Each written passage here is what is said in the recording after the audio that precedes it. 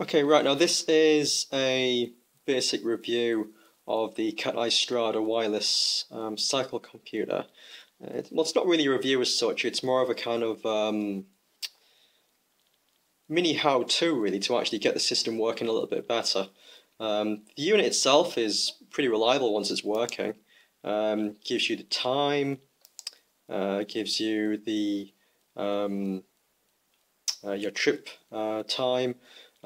Did a century over the weekend, so moving time about 7 hours or so. Trip distance gives you a secondary distance as well, which is really quite useful if you want to reset your trip at certain points. Gives you your average speed, gives you your maximum speed, gives you your total distance to date since having the computer installed.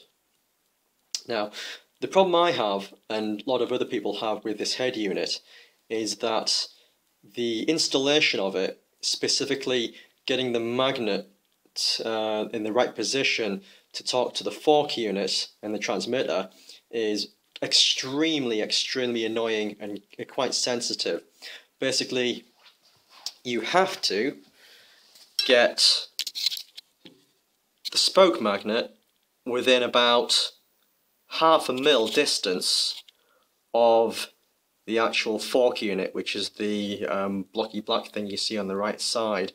Now obviously the problem is that when you have such a short distance of about ½ mil in between the face of the spoke magnet and the transmitter on the fork, is that if you go over potholes or you get big knocks or jars, it can slightly move this unit and you end up with the magnet knocking against the sensor, which is extremely irritating, as you can imagine. Another issue is if you want to take the remove the wheel and you end up knocking this again, even if it's just a slight knock again, you end up spoiling the actual position of the unit. Because you've got such a short distance in between the two, you have to mess around again with regards to getting the actual sensor repositioned again, and it's quite annoying, to be honest. The distance you can see at the moment in between the spoke magnet and the sensor is about 6 mil or even 7 mil, which is normally way too big a gap for the actual magnet for the magnet to actually speak to the sensor. I'll just do a quick demo. So if I just spin the wheel, so spinning the wheel, and sure enough, nothing happening whatsoever. Now, what I've come up with is a way to actually increase the effectiveness of the magnet. So what I did was I bought some Neodymium magnets from eBay.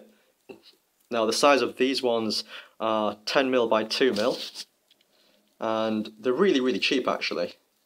I bought 25 of them for about £6.50 with free delivery, and the particular magnets I bought were N52 spec, which apparently is the strongest magnetic material you can actually buy available to the general public. So this is a 10 mil by 2, and very simply all you do is just make sure it's the right polarity, stick it to the magnet, and you see that the gap is still pretty big. And if I now spin the wheel,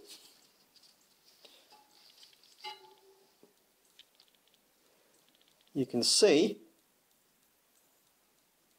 that it transmits perfectly. So there you go. Job done.